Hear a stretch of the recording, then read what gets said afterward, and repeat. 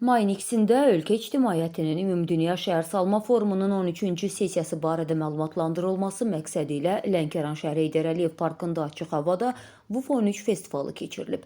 Festivalda Lənkəran şəhər İcra Hakimiyyətinin başçısı Talih Qaraşov, WUF13 Azərbaycan Əməliyyat Şirkətinin məzmun və media əlaqələri üzrə baş meneceri Eldar Rəsulov, Dövlət Şəhərsalma və Arxitektura Komitəsinin rəsmisi Ramiz İdrisoğlu, YAP Lənkəran rayon təşkilatının sədri İqbal Əmənullayev və ictimaiyyətin nümayəndələri iştirak ediblər. Tədbirdə WUF13 barədə ətraflı məlumat verilib. WUF13-ün ölkəmiz üçün əhəmiyyəti və forumda müzakirə olunacaq əsas mövzular diqqətə çatdırılıb.